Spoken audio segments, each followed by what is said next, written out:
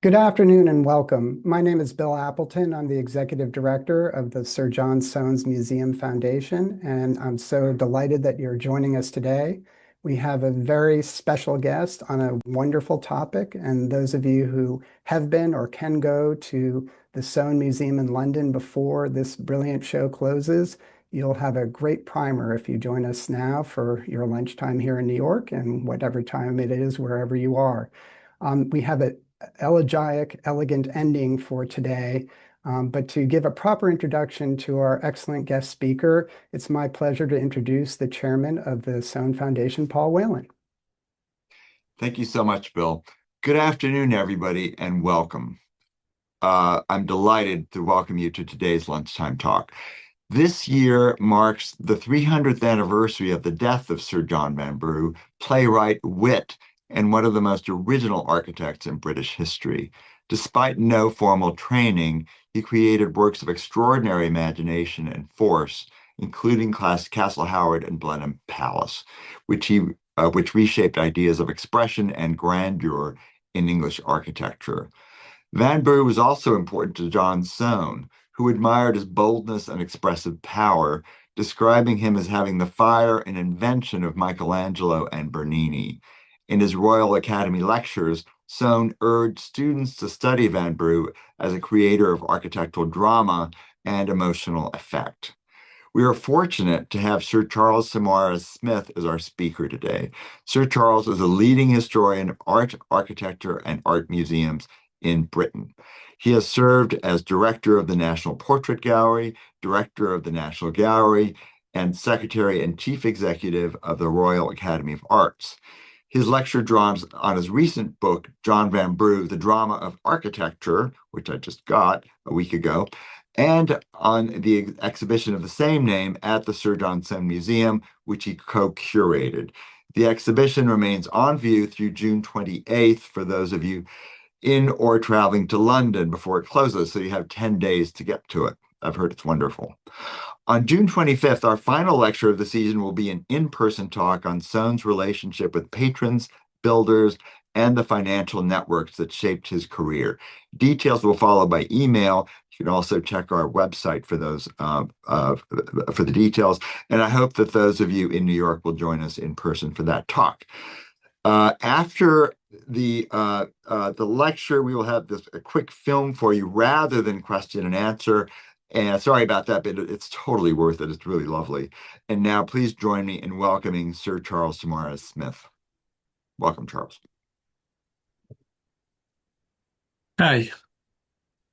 Am I on the screen? So thank you very much to Paul for his introduction and to Bill for inviting me to give this talk. What I'm going to do is do three things. One, I'm going to give a brief introduction to Vanbrugh's life. And then I'm going to talk about the exhibition. And then, as both Paul and Bill have implied, I'm going to show the really brilliant short film which is shown on the ground floor of the Soane Museum during the exhibition. It's part of the exhibition. But to be honest, lots of people don't realize it's there because it's on the ground floor. It's separate from the two exhibition rooms, and it only has 3 headsets. So it's a great privilege, I think, that Anita Norton and Jim Venturi have allowed us to show it. So if we can have the first slide. This is just the title. So I'm going to start just by giving a background to Vanbrugh's life, for those of you who don't know about him as an architect. This is the Godfrey Kneller portrait of Vanbrugh, which we borrowed for the exhibition and which dominates the first room. And it's actually great seeing it in the exhibition because normally it's shown with the other portraits which Kneller did of members of the Kit Kat Club. It's shown in a single room in the National Portrait Gallery, and essentially when they're hung together, they all look a version of the same person.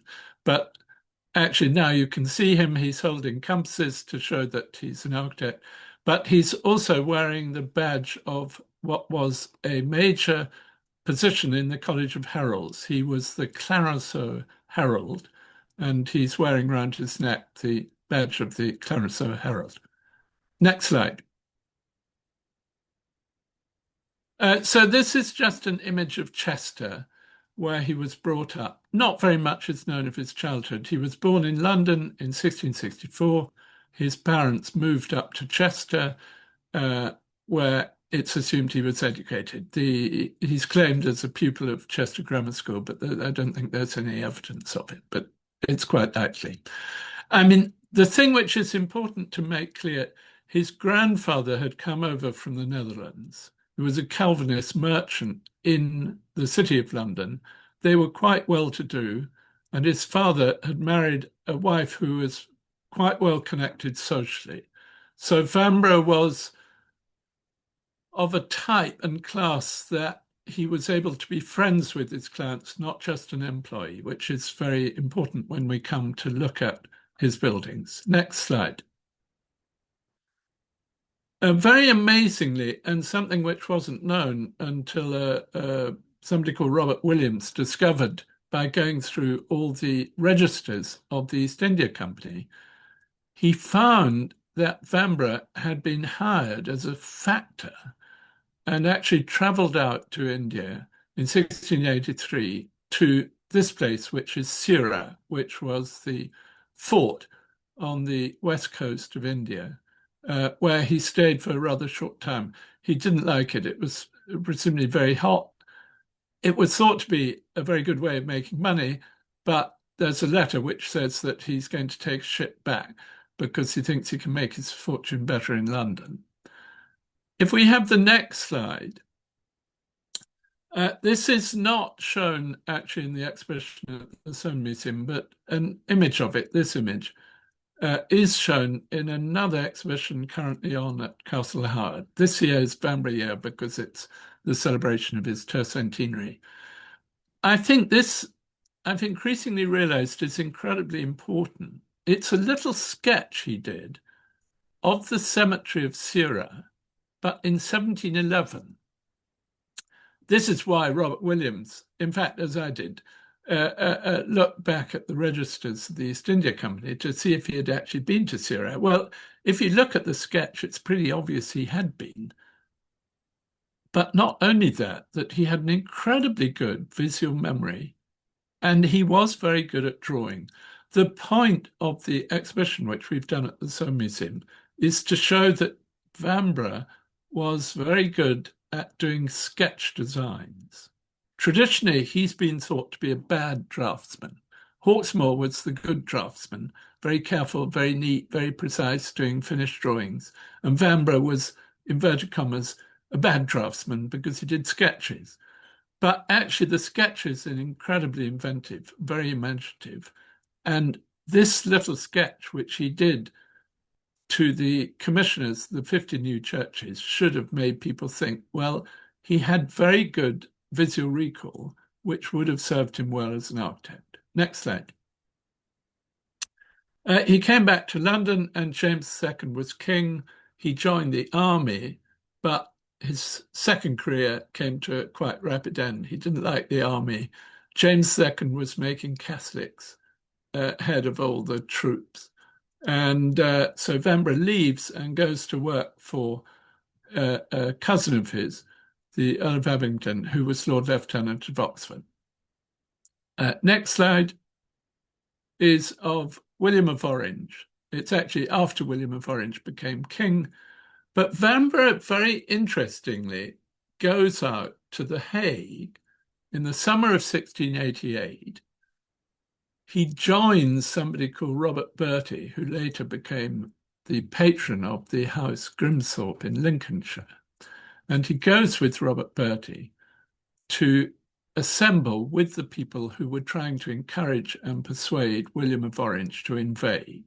So Vanbrugh was political, and he was caught talking in favor of the invasion very stupidly in Calais, and he was put in prison. He started in prison in September 1688 in Calais.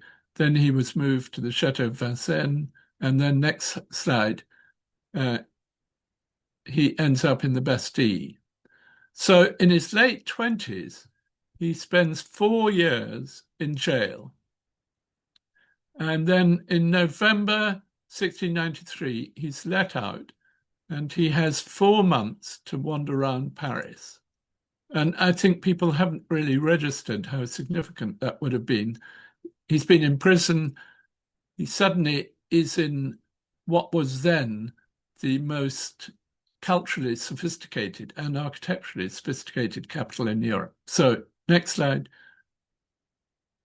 is the construction of the north facade of the Louvre, which would have been there for him to see. And next slide, the Collège des Quatre Nations. Then he came back to London. Actually, he joins the Navy for a short period of time, but I haven't got an image to show him fighting in the Battle of Camaret against the French. Then he's in London in 1696, in spring 1696. Next slide. He goes to a play by this man who's called Colley Cibber. This is an image in the National Portrait Gallery of Colley Cibber, older than he would have been in 1696. At the time, Cibber was a young actor, and he did a play called Love's Last Shift. And Vanbrugh thinks, oh, I could do a play like that. In fact, I could do a better one. And in the next 6 weeks, he writes a play called The Relapse. And he takes it to the theatre managers at the Drury Lane Theatre and shows it to them. And they say, well, the season's at an end, but we'll show the play, perform the play in November 1696. It was a period where the theatre was actually having difficulties. When Charles II was king, there was a kind of interest in the theatre, and lots of people went to the theatre, including the king and the court. But William and Mary, Queen Mary was more puritanical. She died in 1694. And The Relapse was incredibly successful. It was very funny, was clever. It was slightly kind of sexily charged. It was the late Restoration comedy, and it made Vanbrugh's name. The next slide is an image, again later, of Colley Cibber acting the part of Lord Foppington in The Relapse. Cibber remained very successful as an actor, and he actually rather weirdly became poet laureate. So he was painted in this, which became his favorite role. So then Vanbrugh digs out of his back pocket a second play, The Provoked Wife. And as a result of this, he's well known as a playwright, and he joins something called the Kit Kat Club. Next slide. The Kit Kat Club had been set up by this person, Jacob Tonson, who, as you can probably guess from the book he's holding, this is from the Kit Kat set of portraits done by Kneller. Tonson was a publisher, and it's quite obvious that Vanbrugh and Tonson were friends. There are quite a lot of letters which survive, written by Vanbrugh, and I've made as much use as I can of them in the book I published called John Vanbrugh, The Drama of Architecture, because I think they give a very good sense of him as a personality. They've been published before, but they were published in 1928 in a pretty expensive edition by the Nonsuch press. And I think people possibly haven't paid as much attention to them as they should have done. There's no image of the Kit Kat Club, but next slide. I thought I'd show a picture of what's known as the Whig Junto, who were, I think all of these people were members of the Kit Kat Club. The Kit Kat Club, like all clubs of this sort, one doesn't know exactly what it went on because they didn't record it. But they were prominent politicians. Two of them who are in the middle, Lord Somers and Lord Halifax, were also great collectors of books. They had libraries and they supported writers so that amongst the members of the Kit Kat Club was Vanbrugh himself, William Congreve, the playwright, Dryden, who was a Tory, was basically a Whig club. But I think they liked, like all these clubs, they liked meeting. And out of this came the idea that Vanbrugh would design Castle Howard. Now, I'm not going to show a picture of Castle Howard. I'm going to show the drawings in the exhibition. So next slide. No, I've forgotten. Before I show the drawings he did of Castle Howard, I'm going to show the images that Vanbrugh made of Goose-Pie House. I think I like to think one of the revelations of the exhibition are the images which Soane's office did of Vanbrugh's work for the lectures that Soane did for the students at the Royal Academy. They were the early 19th century equivalent of lantern slides. They're completely wonderful, and they've made a big impact in the exhibition. And there's one display case devoted to Goose-Pie House. This shows the house as it was in the early 19th century. Rather amazingly, it was halfway up Whitehall. It's where the War Office now is, almost next door to the banqueting house. It was destroyed.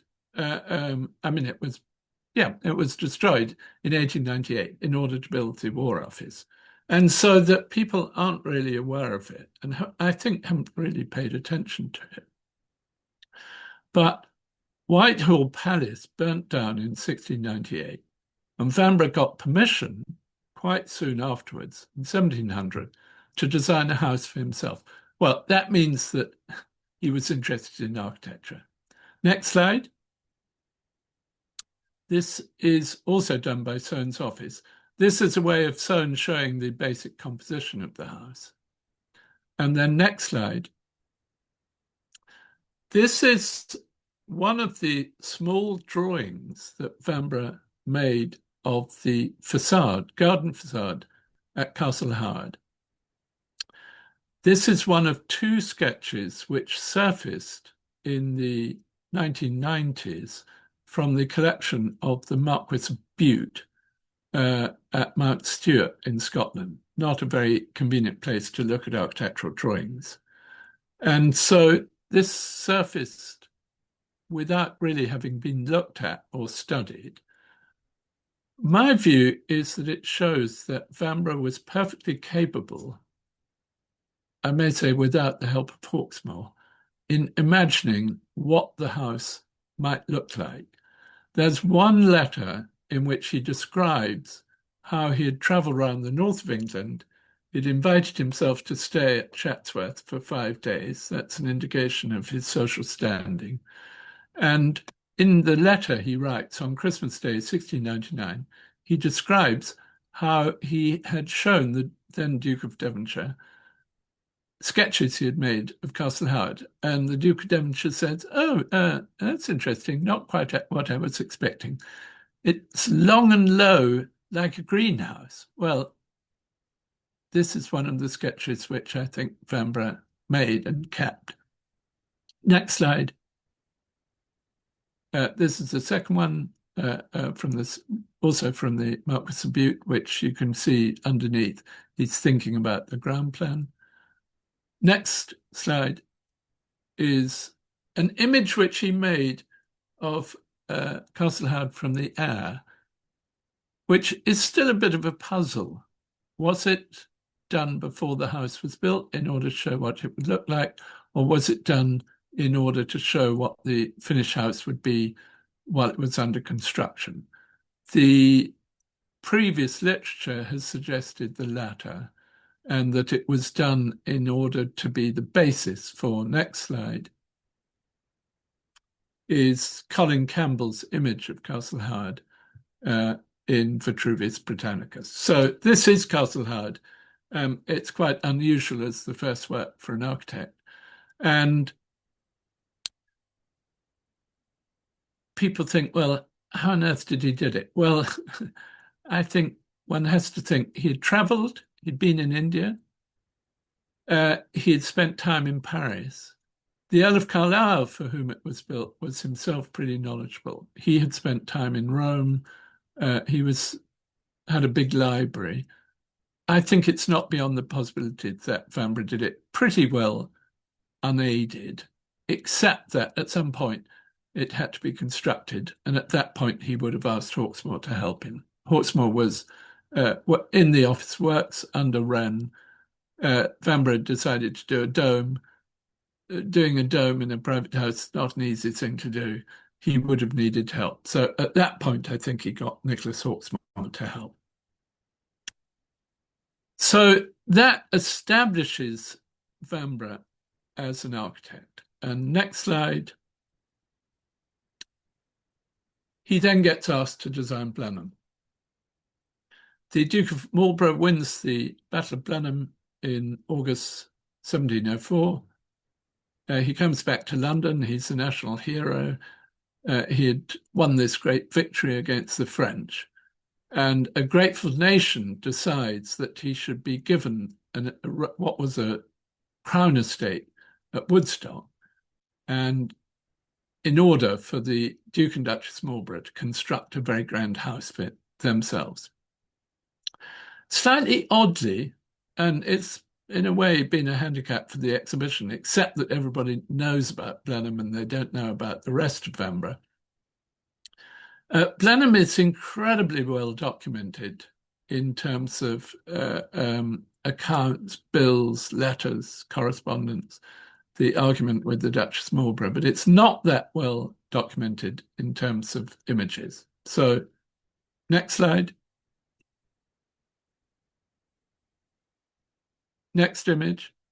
Yeah, one of the great ways of showing Blenheim and what it's like, what it was like, what it still is like, are three images.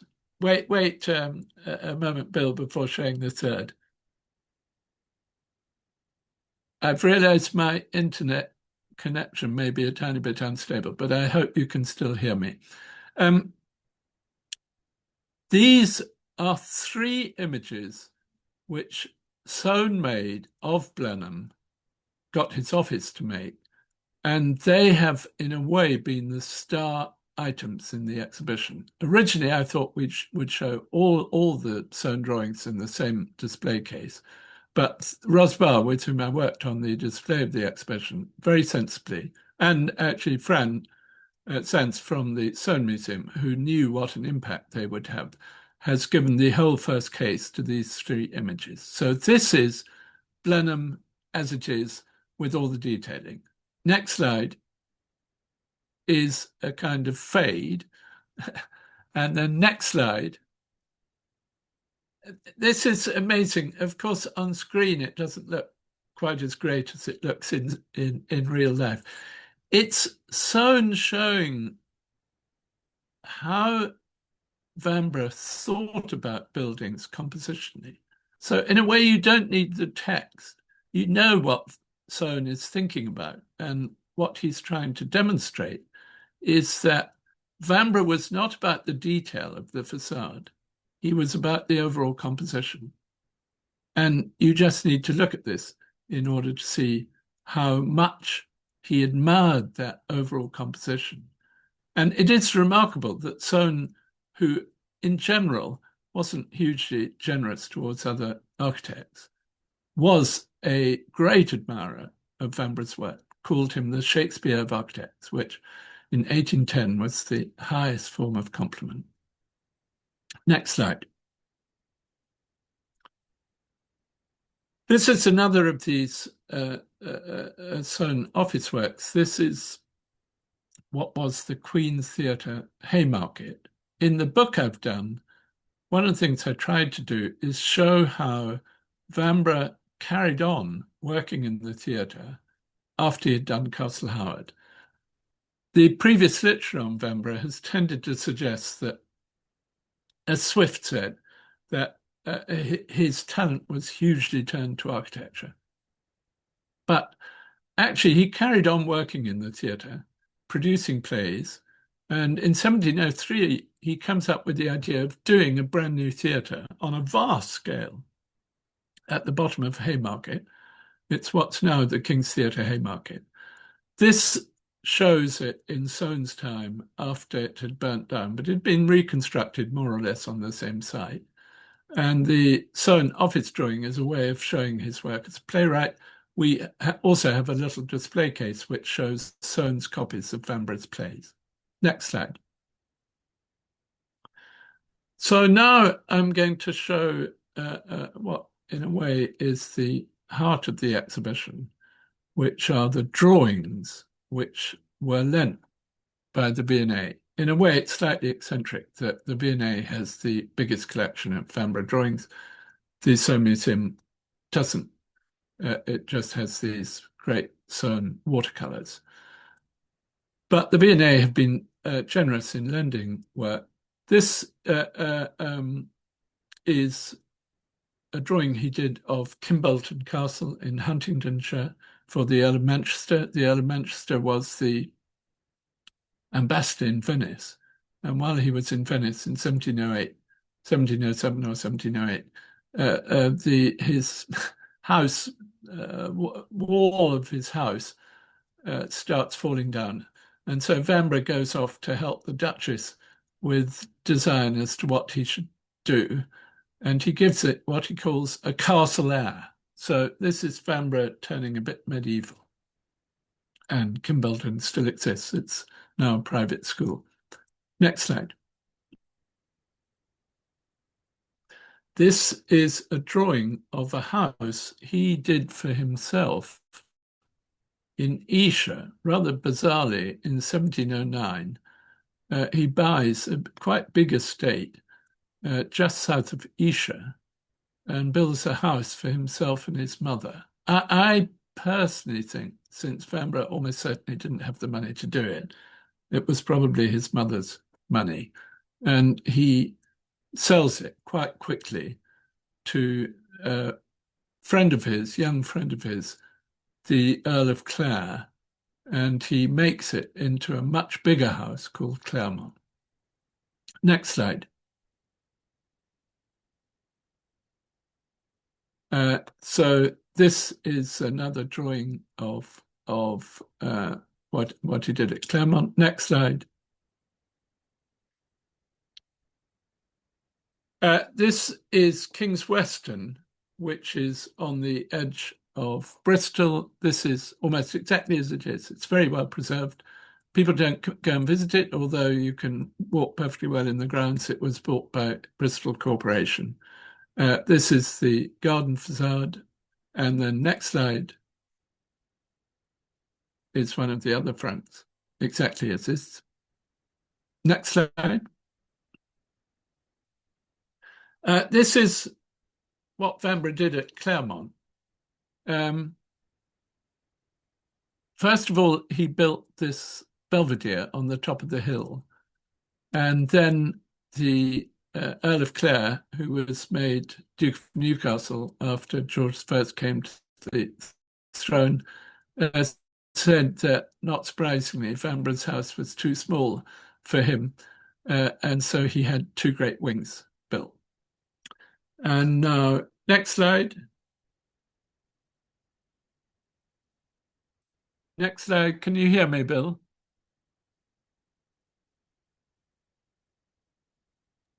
Can you see it, Charles? Next slide. Next slide. Yep.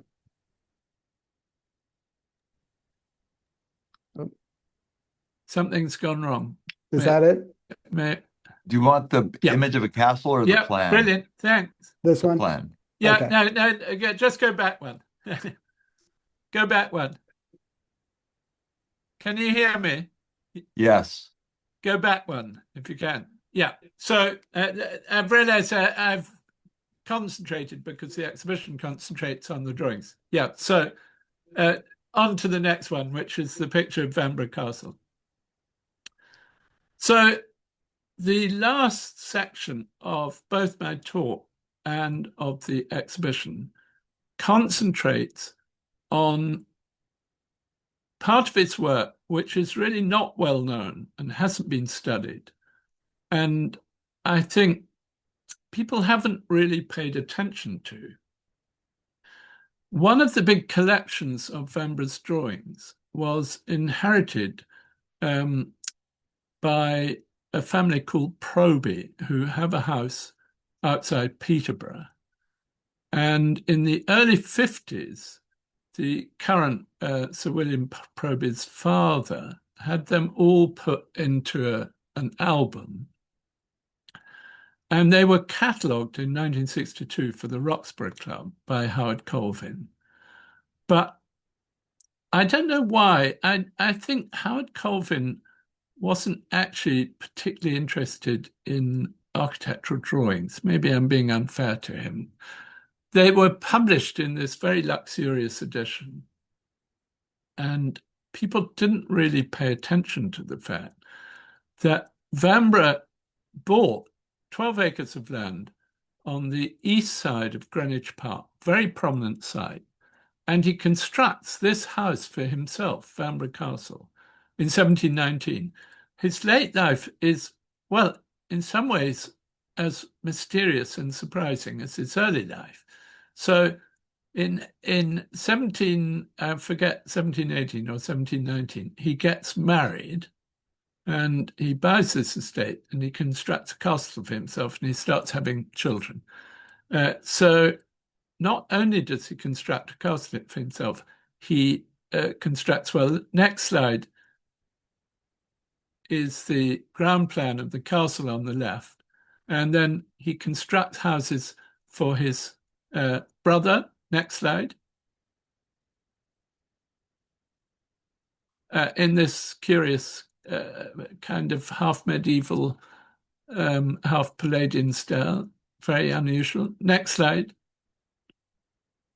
This is in some ways the oddest of all these buildings he did in Greenwich. This became what was known as the nunnery. I think he may have called it the nunnery. It was where his two unmarried sisters lived. It's a kind of rather elaborate bungalow. And then not only did he design and build these houses, but he also did a great number of sketches and designs of other buildings. Next slide.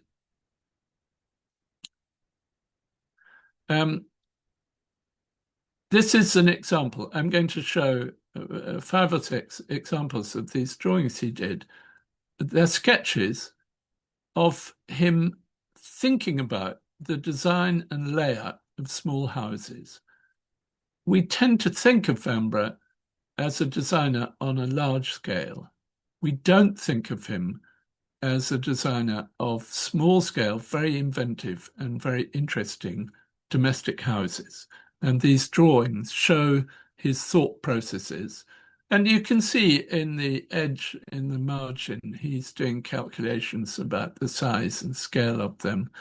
He probably was thinking about the cost of them because he was effectively becoming a developer. Next slide. They're very inventive. He had got interested in the idea of medieval houses. He had converted Woodstock Manor, which was on the estate at Blenheim, for himself, for his own use. And that's, I think, why he decides to do his own medieval castle for himself. Next slide.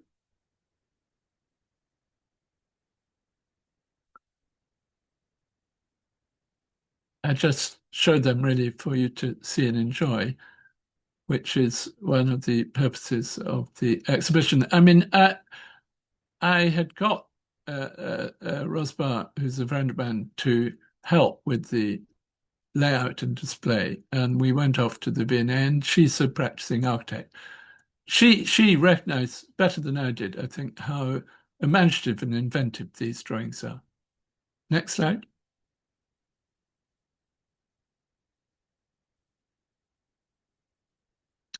I'm doing a talk tomorrow at Grimthorpe, and the final question is, what would I like of Vanbrugh's buildings to be reconstructed? Well, I think the answer is going to have to be the estate around Vanbrugh Castle. Next slide. This is strange. It's so minimal. Yeah, but how he manages to make, even at quite a minimal design, have this sense of small-scale monumentality. I mean, he was an amazing architect. Next slide. Here he is thinking about ground plan. Next slide. Yeah, so that's the end of the images of the exhibition. And now, very briefly, next slide, while Bill loads the film, I'm going to say a little bit about the film. So some of you may even have seen Jim Venturi, who's Robert Venturi's son, decided really a long time ago, probably 20 years ago, that he wanted to record the life of his parents, Robert Venturi and Denise Scott Brown, while they were still able to, travel and talk. And he took hours and hours and hours of footage. I think I read somewhere, or he said he had 200 hours of footage. And he made what I think was a really brilliant film with an editor called Anita Norton, called Stardust, which was shown at the Barbican about a year ago. And in talking to them, I discovered that they had filmed Robert and Denise at Blenheim. And by then I knew, because the last section of my book is about Vanbrugh's influence, that Bob Venturi had been to Blenheim on his first visit to Europe in 1948. When he was 22, he gets a ship from New York to Liverpool. He gets a train from Liverpool to London. He takes a train the next day to Oxford, and he sees a bus which says, you could go to Blenheim. And he goes to Blenheim. And thanks to Anita and Jim, we're going to end by a short 11-minute, it's 11 minutes, 20 seconds, I think, showing of this film, which I think and hope you will really enjoy. Thank you very much.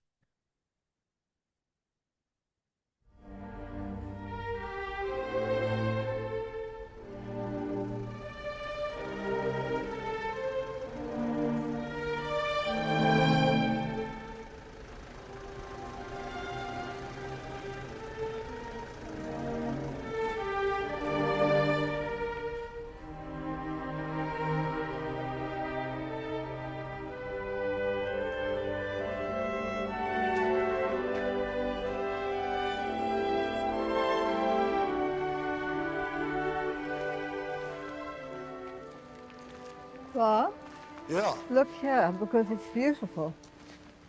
yeah, it's amazing. It's kind of Egyptian. It's beautifully weird. Noble pile. Can we adjust the sun? It's too bad, look, the sun is like this. If it were like that, it would be better. Jimmy, you didn't organize this right for the sun. But it's nice like this. No, it's not nice for that. The what? The silhouette. The gold Oh, wall. cafe toilets. We should get that into it. Who did he say it of, Alexander Pope? Was it Wren or was it Vanbrugh? Lay heavy on him earth. Obituary. Lay heavy on him earth, for he laid many a heavy load on thee. Wasn't for Wren, I don't think. Well, I know it was for. It's probably for Vanbrugh. I adore this building, I really do. It's one of the great Gothic buildings. How do you mean Gothic? I mean, I'm sorry, one of the It is great Gothic, Baroque I said. buildings, but it has some Gothic characteristics. Yeah. And just, you know, the broken pediment at the top, and then the lower pediment with the columns that have a really distinctive rhythm of da-dup, dup, dup, dup, dup. Huge amount of glass, lots of windows, which makes sense in Northern Europe, I guess, for letting light in. Beautiful, beautiful yellowish color, Yes. masonry. I guess that's Bath stone. I don't know, what's, I think it is. But the other thing is, with all that a huge amount of glass, it's still got the Elizabethan feel of all that glass. It's a shame that we're seeing the toilets here, Yes, it's right in pity the about foreground, but putting what comes first. maybe we ought to go up here, so we're beyond that. I have a photograph of this on my desk. I see it every day, right in front of me. Right in front of me. Right at the other side of my desk, there's a partition, and there it is. Don't you love that crazy broken pediment? I mean, broken pediments are usually where the broken part is relatively narrow. But it's also like your mother's house. Well, I think I learned from this. I think so. My mother's house is a little smaller. It doesn't have a gold wall on the top. Doesn't even have a television antenna. It has Budget was lower. chimney pot off axis on the top of your My mother. mother was a pacifist, and here it is. This is for a military character. The rhythm is just beautiful. The rhythms. It's like that building we saw earlier today by that great architect, Robert Venturi, Denise Scott Brown, the Sainsbury wing, where the rhythm is such. I'd rather have a small toilet sign in front of the building than the one they have in the Sainsbury wing. You know, when I looked at the big, impressive facade of St. Paul's, I didn't feel joy. But you look at this, and it's big, and it's impressive, and it kind of makes you laugh. Yeah. It makes you really happy. It has such great variety. Do you notice how the windows are not dump, dump, dump, they're dump, dump, dump. Yes, that's right. Dump, dump. It's full of Baroque complexity of rhythm. It's just amazing how the British can do things like this. And he makes a noble pile, and then he puts little sculptures. In this context, they're small and with detail, and that gives another rhythm. It's like the rings on the toes and fingers of an Indian dancer.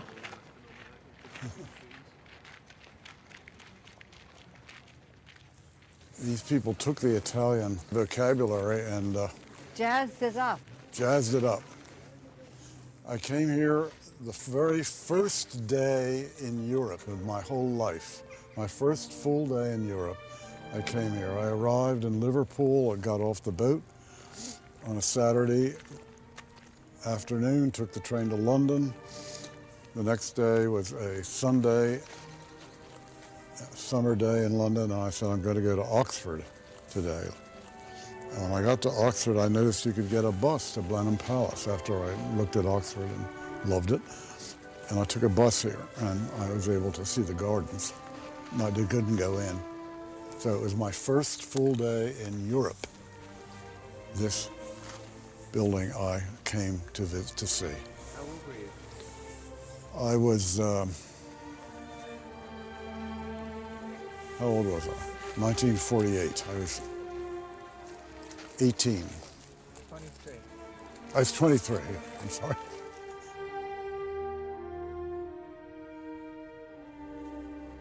Oh, I love it, I love it, I love it, I love it. I forgot how much I love it. When I get back, I'm going to keep looking at it over my desk.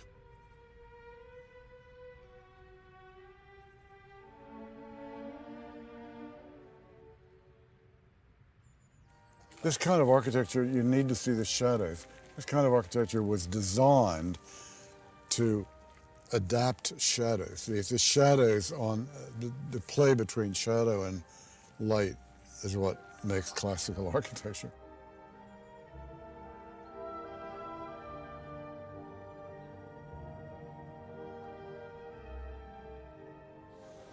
You know, it's just enormous complexity of elements that come together and unite into a whole, so that you have this wonderful combination of a whole that derives from complexity. And in the end, it's on one level a kind of simple whole, but made up of enormous complexities of parts. This is really kind of the ultimate development of the Baroque, you could say, isn't it? After this, it ended. It became Rococo, and Neoclassicism, and Georgian.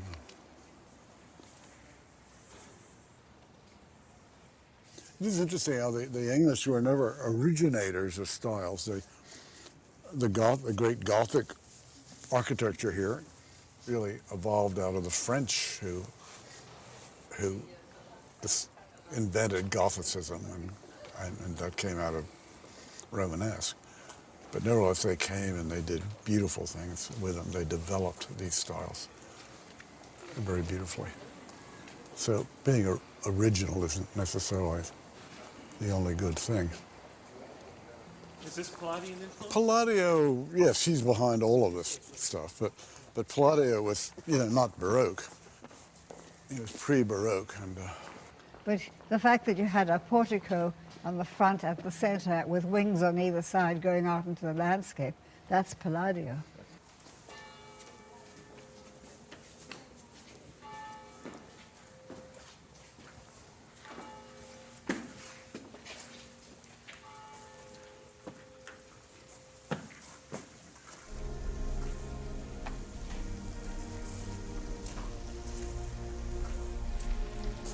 she's Katharine Hepburn, I'm Clark Gable.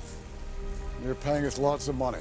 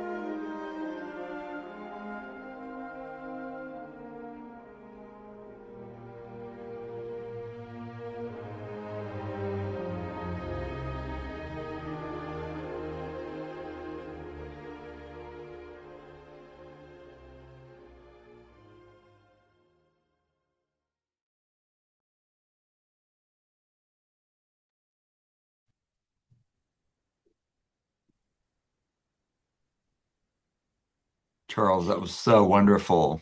Thank you for your lecture and for sharing that film with us. It's really so moving to see two giants of the 20th century rhapsodizing over Blenheim. And they only have one wish. Well, he has two wishes. One, that the sun were in a different place, and the two, that the toilet sign wasn't there. He does get one of those wishes comes true by the end of the film. So that's pretty good. He got half of it. Very moving. Are you there, Charles? I don't know if Charles might be frozen. Oh, he's frozen. We often ask with these talks who would play the roles of the stars in BritBox or Netflix, but Robert Yep, I'm Montoya here. has given us the answer. I'm Yes, here. oh, good, you're back. Welcome back. Hello, Charles. Did you hear Paul us? was just, Were you able to hear us? oh, he's frozen again. Well, I have to say, Paul, this was just what an elegant way to end. And wonderful. anyone who has not seen this show, you have, as Paul said, 10 days to get over to the Soane Museum. And we are so thankful and appreciative both to the museum for making the connection with Sir Charles and also for his making the time to join us today. And I think we've lost him, or here he comes again, maybe. Can you hear us, Charles? Hello, Charles. You there? Oh, he keeps getting frozen. It must be a transatlantic problem. I think so. Oh, Well, he so was sorry, Charles. I think he was having a little trouble seeing the slides. But anyway, with that said, Charles or Paul, any final words? No, Charles, thank you so much for this. This has been such a treat. And thank you, everybody, for Yeah, joining us. sorry, something obviously has gone wrong with the internet. I we- apologize. It's probably at my end. That's all right. We can hear you now. I was just thanking you, Charles, and thanking everybody for joining us. And I have to say, I've been to Blenheim 2 or 3 times, but it was really wonderful to hear it described by the Venturis and their delight at seeing Blenheim. It was really wonderful. When I go back, I will see it with different eyes. So thank you so much, Charles, and thank you all for joining us. This has been such a treat. Do go to our website and watch out for the updates on our last lecture, which will be an online lecture. It's actually going to be at our office at Robert Stern Architects, and we'll get that information out to you as soon as we can.